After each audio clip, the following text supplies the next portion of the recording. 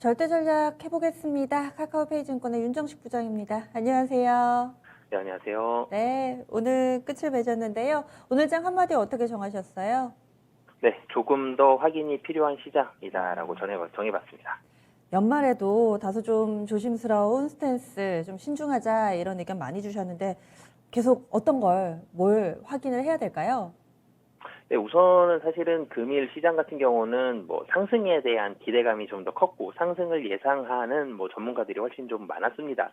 당연히 이 상승을 하긴 했는데 여기 상승을 했다는데 방점을 찍기보다는 상승 폭이 좀 줄었다라고 좀 더 말씀을 드리고 싶습니다. 상승을 사실 더 많이 했었죠. 금일 같은 경우 코스피 시장 자체가 더 많이 상승을 해서 1% 정도 상승하는 모습을 보여줬습니다. 고가 기준으로는 3010까지 올라갔었는데요. 근데 종가 기준으로 보자면 2988, 고가 대비해서 20포인트 이상 떨어지면서 좀 끝났습니다. 뭐 그렇다고 코스피가 뭐 차트가 깨졌고 마이너스가 났고 뭐 이런 정도까지 심각하지는 않았지만 이 상승폭이 상당히 좀 고점 대비해서 좀 많이 축소됐다는 부분, 이 부분을 좀 주목을 해봤고요. 그리고 기관의 매도도 뭐 금융투자 중심이긴 하지만 그래도 상당히 좀 큰 금액, 지금 작년 연말 29일, 30 그리고 금일까지 합친다라면은 3조 원 이상의 순매도가 나왔습니다. 3조 한 3천억 정도 순매도가 나왔는데요.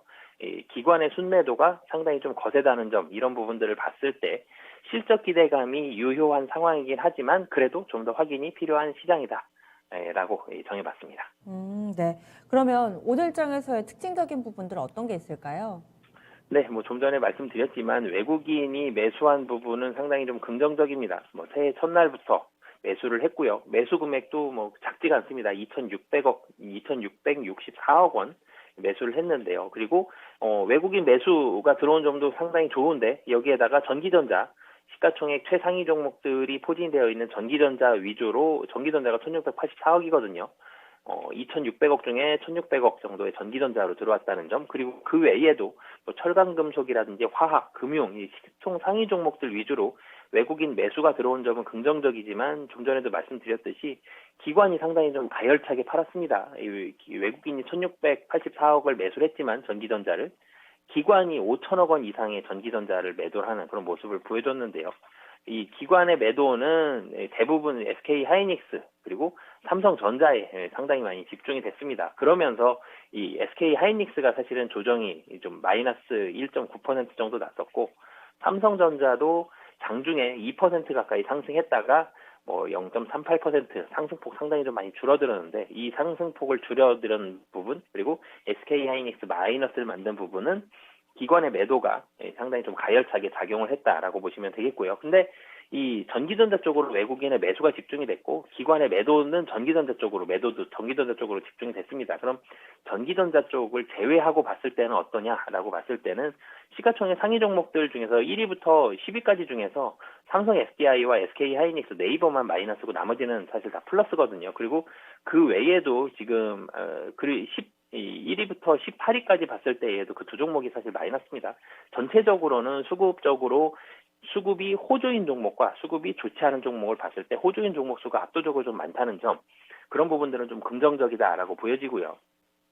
그리고 좀 전에 말씀드렸듯이 이 조정이 나왔던 종목 중에 삼성 SDI가 있고요. 그리고 이 코스닥으로 가게 되면 에코프로비엠이라든지 LNF 그리고 이 첨보, 이 코스닥 시총 상위 10위 중에 3개가 2차전지 관련주인데 그 3개가 사실 다 조정이 나왔고 조정 폭이 좀 거셌습니다. 그렇기 때문에 이 2차전지 관련한 종목들에 대한 조정이 나왔다는 점은 좀 특징적이다. 시장이 전체적으로 플러스를 냈지만 2차전지, 특히 코스닥에 있는 2차전지 관련한 종목주들은 좀 조정이 좀 깊어졌다라고 보시면 되겠습니다. 네, 확실히 2차전지 관련된 종목군들이 연초부터 좀 힘든 모습입니다.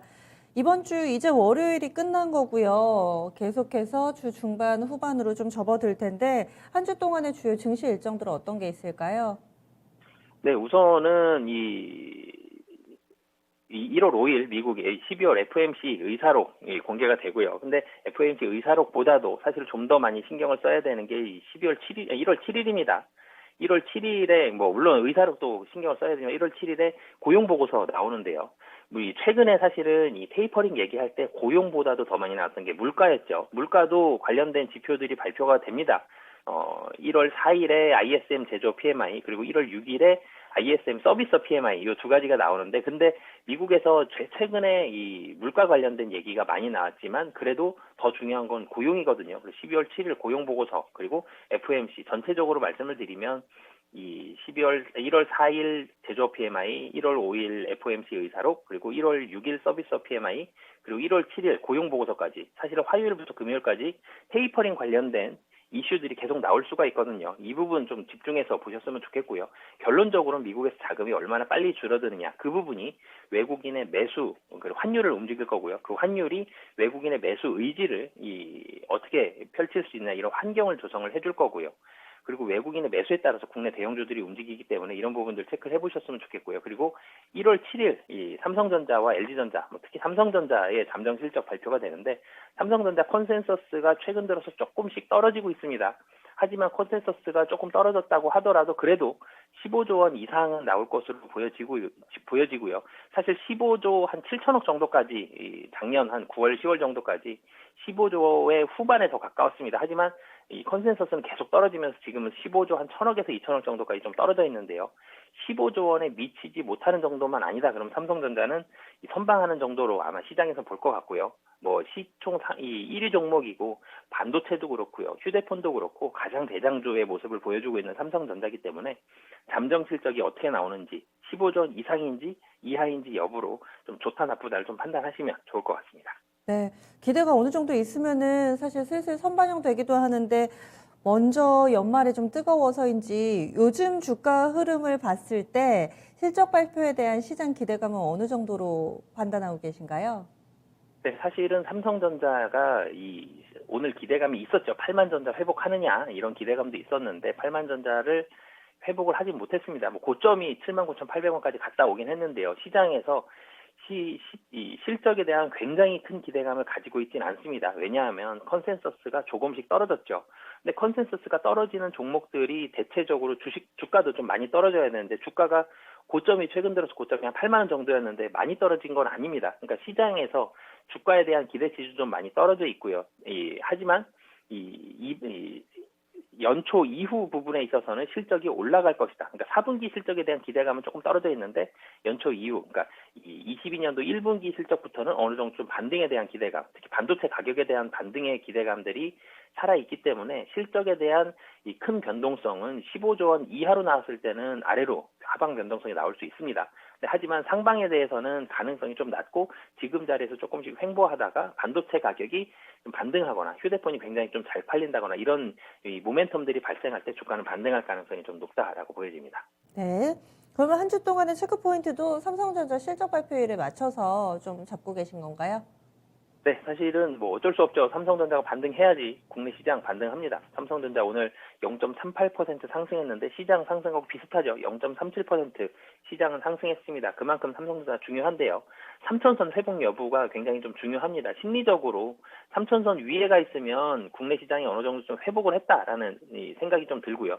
다만 가격적인 부담은 또 나오죠. 3천선 위에 갔으니 더 오르긴 힘들겠구나. 이런 부분들이 있기 때문에 3천선 아래임에도 불구하고 지금은 사실은 기관의 매도는 좀 거셌습니다. 그래서 3천선 회복 여부 좀 보셨으면 좋겠고요. 그리고 증시 일정 말씀드릴 때 이 미국의 테이퍼링과 관련된 이벤트들 화요일부터 금요일까지 있는 이벤트들 말씀을 드렸는데 이 미국의 테이퍼링이 일어난다라면 미국 시장에서는 금융주 좀 좋은 모습 나올 거고요. 그리고 기술주 좀 좋지 않은 모습들 나오는데 이런 부분들이 국내 시장에도 반영이 될 수가 있습니다. 작년 하반기부터 보면은 필라델피아 반도체 지수 그리고 마이크론의 주가가 국내 반도체 삼성전자와 SK 하이닉스의 주가에 미치는 커플링 정도가 상당히 높았거든요. 그래서 테이퍼링과 기술주의 조정 그리고 기술주의 조정이 일어났을 때 반도체 관련한 지수와 종목들이 어떻게 움직이는지 그 종목이 우리나라에 미치는 영향력이 있기 때문에 그런 부분들 같이 보셨으면 좋겠고요. 그리고 좀 전에 말씀드렸듯이 삼성전자 실적 그리고 반도체 가격에 대한 반등 여부 이런 부분들 체크를 해보시면 좋을 것 같습니다.